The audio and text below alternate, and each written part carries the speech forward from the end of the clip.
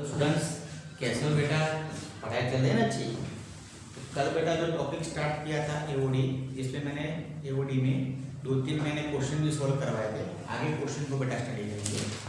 आज का first question, find the point on the curve. ये जो कर्वेचर है बेटा, उसके ऊपर हमें पॉइंट को निकालना है। पॉइंट को लाना है, इसका मीनिंग एक्स एंड वाई को लाना है। अब कैसे निकालेंगे, तो गिवन डेटा को यूज करेंगे। The rate of change of y with respect to time t is 3 times the rate of change of x with respect to time. Now,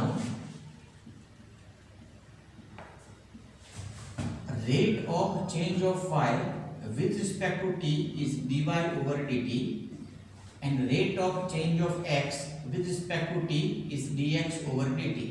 As per question, dy by dt is 3 times dx by dt. Clear? This is given data.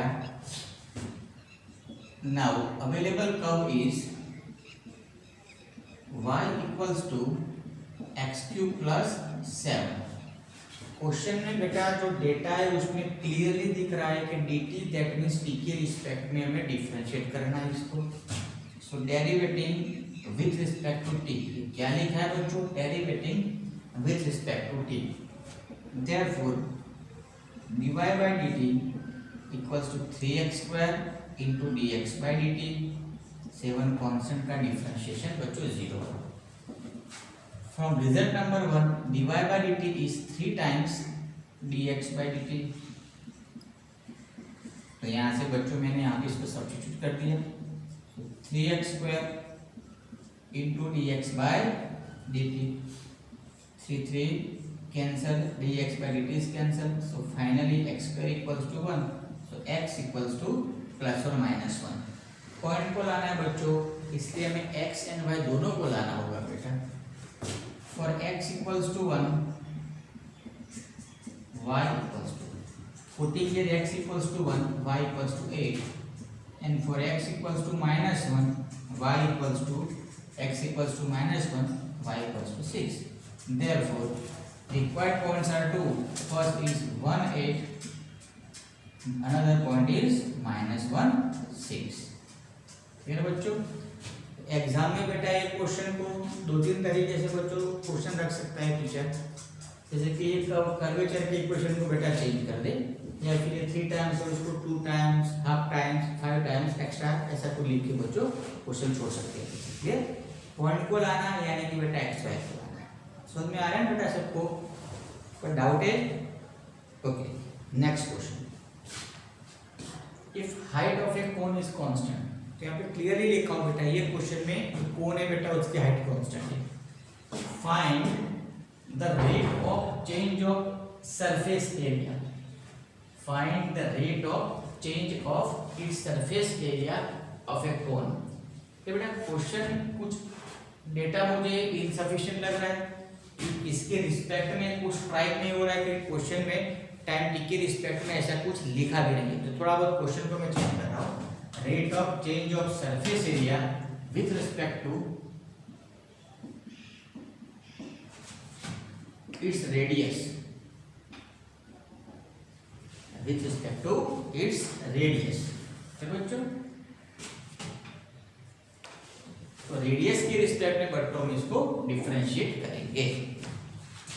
Clear? क्योंकि time T के respect में बेटा नहीं कर सकते, क्योंकि question में कहीं पे भी अपॉन टाइम ऐसा कोई यूनिटी नहीं है बेटा। तो सबसे पहले बेटा यहाँ पे जो कोन है बेटा, उसके सरफेस एरिया का फॉर्मूला में यूज करना है। तो surface area of a cone क्या होगा बेटा, S equals to pi R L. S equals to pi R L. बेटा L क्या होता है, स्लैंट हाइट। यस, ये बेटा हो गया आपका कोन, ये हुई height of a cone, and R is the radius of base of cone. बेटा कोन की रेडियस R नहीं है यहाँ पे, कोन के बेस की रेडियस R है, क्योंकि कोन की रेडियस बेटा वेरिएट होती है। अब हर एक लेवल पे इसका क्रॉस सेक्शन लो तो सर्कल्स निकलेंगे बेटा, उसकी रेडियस डिफरेंट होगी। सो R is the radius of base of cone, and बेटा ये हुआ एल यानी कि स्लांट हाइट और स्लैंट हाइट, दो टाइप के प्रोनाउंसिएशन होते हैं बेटा, स्लैंट हाइट। क्लियर? तो ये एल है बेटा ये। तो क्वेश्चन में बेटा ये दे रखा है कि हाइट यहाँ पे कांस्टेंट है यानी कि एच यहाँ पे कांस्टेंट है। क्लियर? अगर मैं इसको रेडियस के रिस्पेक्ट में बेटा डेरिवेट करूं तो दिक्कत क्या होगी, आर एंड एल दो वेरिएबल्स हो बेटा, तो यहाँ पे हमें प्रोडक्ट रूल को यूज करना पड़ेगा। लेकिन क्वेश्चन में जो हाइट बेटा कांस्टेंट दे रखी है उसका हमें यूज करना है। तो ये होगा बेटा right angle triangle,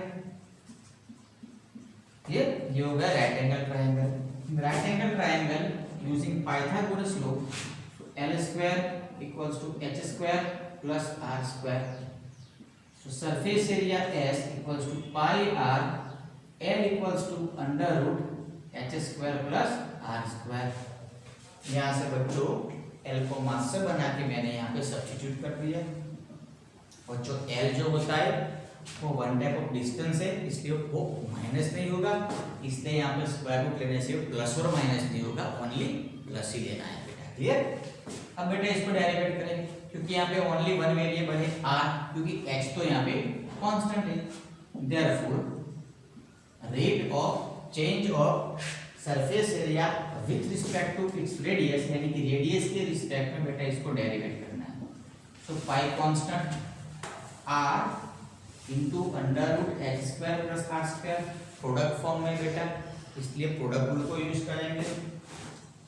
r fix इसका रूट x के हिसाब से होगा बेटा, एंड वापस h square plus r square का होगा, h square constant 0, r square का बेटा 2r plus product rule use कर लिया बच्चों। Differentiation is the heart of mathematics in 11th class standard. अब ये फिक्स हो गया, r का हो गया r के रिस्पेक्ट में 1, क्या होगा, r का हो गया r के रिस्पेक्ट में 1। सो पाई बच्चों ले लो एलसीएम, जैसे r का रिस्पेक्ट में बेटा 1 हुआ, ले ले एलसीएम, तो ये हो गया बेटा। क्लियर? तो ये हो बेटा ds अपॉन dr। समझ में आ रहा है बेटा? बहुत इजी है। तो यहाँ पे रेडियस के रिस्पेक्ट में डेरिवेट करना है। क्लियर? लिख ले बच्चों।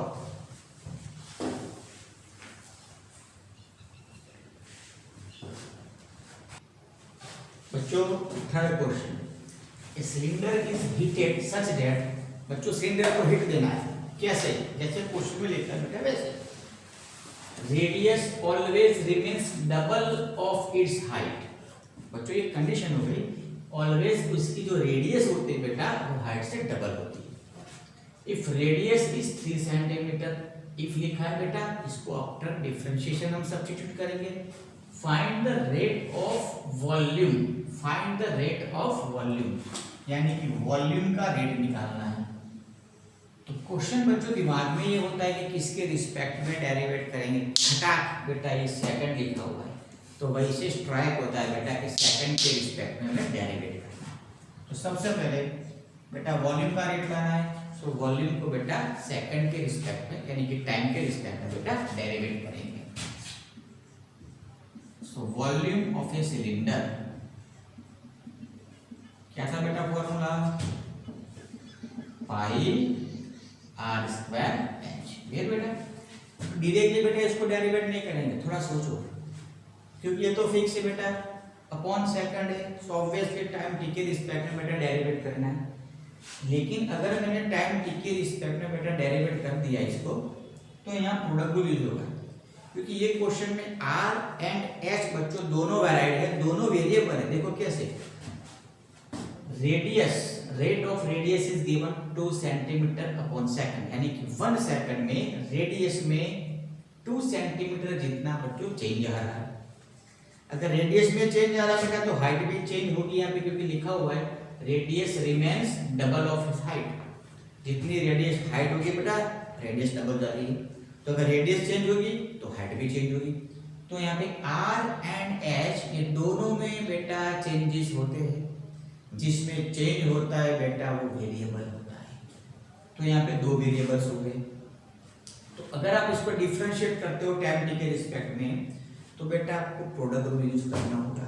हालांकि प्रोडक्ट रूल भी आपका क्लियर है, लेकिन दिक्कत कहाँ पे होगी बेटा, अगर प्रोडक्ट रूल यूज कर लिया तो कहीं पे dr/dt निकलेगा, कहीं पे dx बाई dt मिलेगा। dr बाई dt क्वेश्चन में दे रखा है बेटा, लेकिन हाइट के रिगार्डिंग क्वेश्चन में कोई डेटा नहीं है, तो अपन पहले से बेटा हाइट को यहाँ से हटा देते। As per question radius r is double of its height, so r equals to 2h is given। तो ये डबल होता है तो बैलेंस करने के लिए सामने की साइड मल्टीप्लाई करना होता है। So volume v equals to pi R square, h equals to r by 2, therefore volume equals to pi by 2 r cube. मैंने कुछ नहीं किया बेटा, वॉल्यूम को रेडियस में कन्वर्ट कर दिया। नाउ रेट ऑफ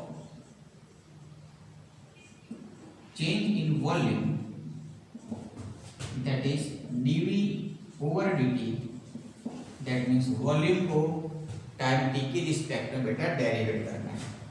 तो pi by 2 constant, r cube का होगा बेटा 3r स्क्वायर, r का टाइम t के रिस्पेक्ट में होगा बेटा dr बाय dt। बच्चों डिफरेंशिएशन हो चुका, अब आपको वैल्यूज को सब्स्टिट्यूट करना है। So pi by 2 3 times r, radius is given 3, so radius is given 3, clear? Okay, and dr by dt, dr by dt is given to,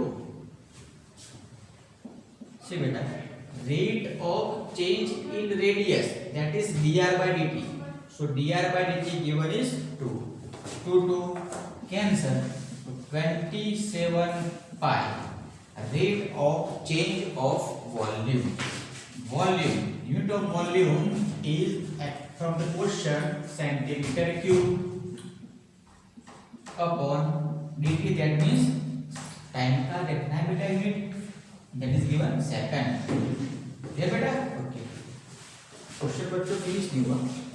Find the rate of total surface area of closed cylinder। बच्चों यहाँ पे cylinder कैसा है, close है, इसका meaning cylinder कुछ ऐसा हुआ बच्चों। टोटल सरफेस एरिया यानी कि बेटा टॉप का एरिया, बॉटम का एरिया एंड साइड का area, clear? So total surface area of a closed cylinder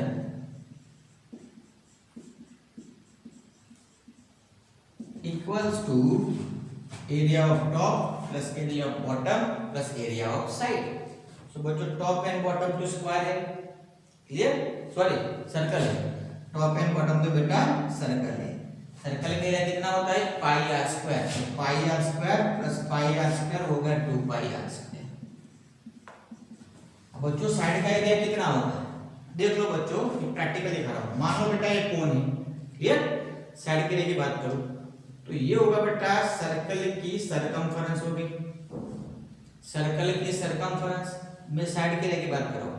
अगर मैं कोन सिलेंडर को यहां से काटूं बेटा और इसको बेटा मैं खोल दूं ऐसे, तो आपको क्या दिखेगा, रेक्टेंगल दिखेगा।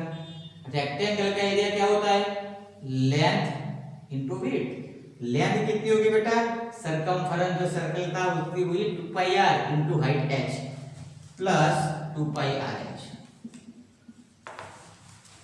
बच्चों सिलेंडर को वर्टिकली काट दो और खोल दो तो रेक्टेंगल दिखेगा, घर पे एक्सपेरिमेंट कर देना, और जितनी बेटा इसकी सरकमफेरेंस होगी उतनी ही रेक्टेंगल की लेंथ मिलेगी। अब ट्राई कर लेना घर पे जाके। तो फॉर्मूला पर रट्टा मत मारो, ऐसे निकाल दो, क्लोज लिखा हुआ है, ऊपर नीचे बेटा प्लेट लगी हुई है, तो दोनों का एरिया पे हमें काउंट करना पड़ेगा। So 2 pi r square plus 2 pi r h equals to r by 2, ये बेटा 2 cancel on, so pi r square plus 2 pi r square 3 pi r square बेटा 3 पाई r स्क्वायर। डिफरेंशिएशन बेटा आपको करना है, सिंपली t के respect में करना है। 3 पाई कांस्टेंट, r स्क्वायर का होगा बेटा 2r एंड r का वापस होगा dr by dt। All values are given, आपको ओनली सब्स्टिट्यूट करना है। क्लियर बेटा? इसको आप डेरिवेट कर देना। आ गया समझ में बेटा हर एक को? ओके, नेक्स्ट क्वेश्चन बेटा जस समझ में आ रहा है बेटा? ओके बेटा भावसार जेत फ्रॉम प्रांतेश समझ में आ रहा है बेटा? Okay next question two sides of a triangle are given 4 meter and 5 meter and rate of an angle between them is given. When angle between them is given pi by 3, find the rate of a area of triangle. यानी कि triangle का जो area है बेटा उसका rate निकालना है। तो थोड़ी बहुत तो कहानी आपके दिमाग में आ रही है पिक्चर कि जिसका रेट निकालना होता है बेटा उसका फॉर्मूला रखेंगे। तो ट्रायंगल का एरिया बेटा उसका फॉर्मूला हर एक को पता होता है। कौन सा? 1/2 बेस इंटू हाइट। दूसरा बच्चा बोल रहा है सर हेरोन्स फॉर्मूला। तीसरा बच्चा बोल रहा है सर वो कोऑर्डिनेट ज्योमेट्री में पढ़े वो 1/2 mode of x1 in bracket y2 minus y3। बेटा इनमें से किसी को यूज नहीं करना है। डेटा तो देखो बेटा, गिवन डेटा तो देखो। तो मैं आपको बच्चों थोड़ा बहुत पढ़ा लूँ, पहले ध्यान रखो। शायद आपने जेईई मेंस वाले बच्चे जो जेईई की प्रिपरेशन कर ले मेंस एडवांस शायद उनको मालूम हो क्योंकि बोर्ड में कंटेंट नहीं था। समझो मान लो बेटा ट्रायंगल एबीसी, एंगल ए की बेटा जो अपोजिट साइड होती है उसको हम स्मॉल ए लेते हैं। सिमिलरली हो गया स्मॉल बी, ये हो गई side small C. So area of a triangle equals to 1/2। किसी भी दो साइड्स को लेना है। मान लो बेटा मैंने बीसी साइड को ले लिया तो यहां पे लेना है sine an angle between two sides. अगर मैंने बीसी साइड को लिया बेटा तो उसके बीच का एंगल हो जाएगा ए। अगर किसी बच्चे ने टू साइड्स एसी को सिलेक्ट कर लिया तो यहाँ पे ए एंड सी के बीच का एंगल होगा बी। अगर किसी बच्चे ने गलती से बेटा या फिर इंटरेस्ट से ए बी साइड को ले लिया तो यहाँ पे आपको जिन दो साइड्स को दे रखा है उसके बीच का एंगल लेना है बेटा। ए बी के बीच का एंगल होता है सी। तो ये भी बेटा ट्रायंगल के एरिया के ही फॉर्मूला है। इसको यूज कब करना है? जब क्वेश्चन में दो साइड्स अवेलेबल हो एंड दोनों साइड्स के बीच का एंगल अवेलेबल हो, तब एरिया को निकालने के लिए बच्चों इसका यूज किया जाता है। क्लियर बच्चों? इसका यूज कब करना है बेटा? समझ में आया? जब दो एडजेसेंट साइड्स अवेलेबल हो एंड उसके बीच का एंगल अवेलेबल हो तब इसका यूज करना है। क्लियर बच्चों? इतना बच्चों आप लिख ले, इतना ही लिख ले क्योंकि मेरे पास स्पेस कम है। इतना लिख ले बच्चों आप।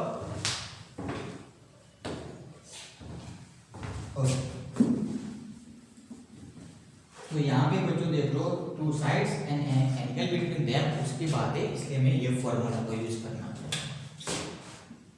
तो दो साइड्स बच्चों आपकी मर्जी चलेगी, किसी भी दो साइड्स के ले लो। Taking A equals to 4 meter and B equals to 5 meter। बच्चों दोनों साइड्स की लेंथ क्वेश्चन में कांस्टेंट दे रखी है, ये लिखा है। Now area of a triangle A equals to 1/2 AB sin C।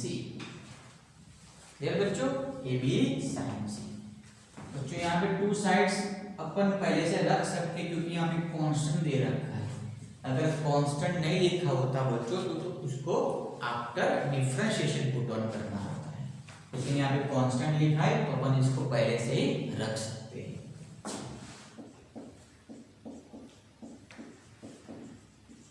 So area equals to 10 sin C। Clear बेटा?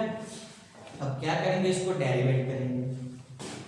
क्वेश्चन में बेटा यूनिट से पता चलता है, अपॉन सेकंड है तो इसको टाइम टी के रिस्पेक्ट में डेरिवेट करेंगे। Therefore dA upon dt equals to 10 sin C का होगा बेटा cos C, C का वापस होगा dC अपॉन dt। बच्चों ये एंगल है बेटा, ये साइड से ये ब्लॉक लेटर है, एंगल है। तो dC बाय dt क्या हुआ? Side A and side B के बीच का जो एंगल सी है बेटा उसका रेट हुआ। अब डिफरेंशिएशन हो गया तो हम सभी वैल्यूज को बेटा यहाँ पे रख सकते हैं। अगर मैंने बेटा साइड ए बी को सिलेक्ट किया तो उसके बीच का एंगल कैपिटल सी होगा। C an angle between two sides is given pi by 3। So capital C equals to क्या हुआ बेटा pi by 3 and rate of change of angle between them is also given 0.05। ये rate दे रखा है बेटा, ये angle दे रखा है। Clear? Now value of cos pi by 3 is half and this is pi by 100। हिचकियां clear बच्चों? हो रहा है, सब में आ रहा है बेटा? सो 1/4 equals to 0.25। एरिया का बेटा क्या होगा यूनिट, मीटर में डेटा है तो मीटर स्क्वायर ओवर टाइम का यूनिट क्या बेटा सेकंड। ये बच्चों तो क्वेश्चन में कौन से डेटा अवेलेबल बेटा उसके हिसाब से आपको ट्रायंगल के एरिया के फॉर्मूला को यूज करना है। मान लो अगर क्वेश्चन में बेटा डेटा ऐसे हो, बेस दिया हो, एल्टीट्यूड दिया हो यानी कि एल्टीट्यूड यानी कि हाइट दे रखी हो, तो उस टाइम पे आपको एरिया निकालने के लिए 1/2 बेस इनटू हाइट को यूज करना होता है। क्लियर बेटा? लिख लिया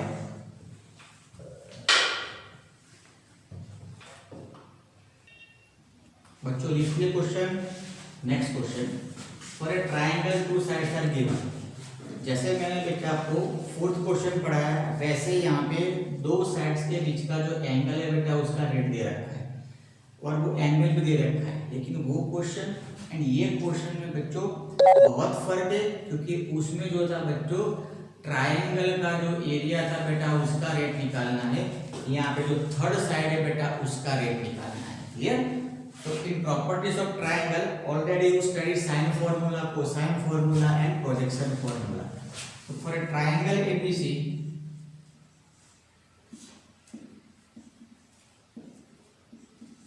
फॉर ए ट्रायंगल एबीसी बेटा दो साइड्स को बेटा आप कुछ भी ले सकते हो। तो taking B equals to 10 meter and C equals to 15 meter। तो बेटा रिमेनिंग थर्ड साइड कौन सी बची? आपने बेटा BC को ले लिया तो स्मॉल a बेटा थर्ड साइड हुई। तो आपको क्या निकालना है? Rate of change of third side यानी कि dA/dt निकालना है। थर्ड साइड का बेटा रेट निकालना है। तो अपन बेटा कोसाइन फॉर्मूला को यूज करेंगे, क्योंकि मैंने बेटा 11 में आपको बताया था कि जब 3 साइड्स अवेलेबल हो एंगल को निकालना हो तो कोसाइन फॉर्मूला को यूज करना होता है। कोसाइन फॉर्मूला में बेटा 4 अननोन होते हैं, 3 साइड्स एंड 1 एंगल, उनमें से 3 दे रखे हो, चौथे को निकालना हो तो बेटा कोसाइन फॉर्मूला को अपन यूज करते हैं। According to cosine formula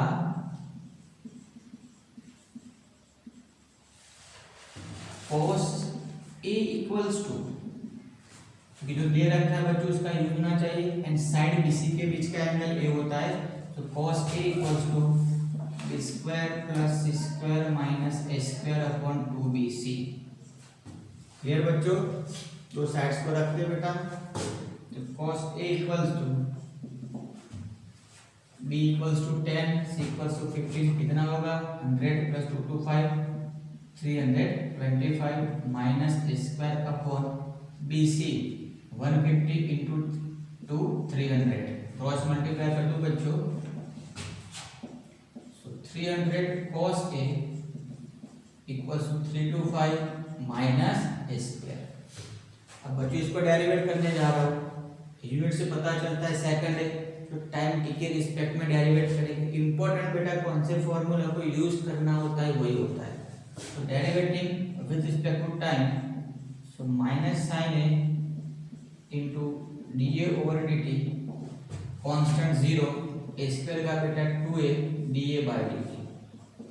so minus minus cancel, 150 into 2 300, so finally 150 sin A dA/dt equals to a dA/dt।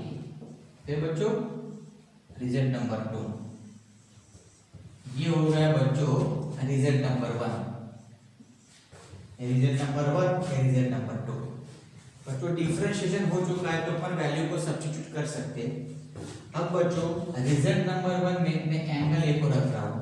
अगर मैंने डीसी साइड को लिया बच्चों तो उसके बीच का एंगल ए हो जाएगा and that is given π/3 and rate of an angle is also given dA upon dt is also given 0.01 radian upon second. So all data are available except small a. So initially we have to find out small a. Clear? Small A निकालने के लिए बच्चों result number 1 में capital A की जगह बेटा π/3 रखेंगे। From result number 1 capital A equals to π/3, so 300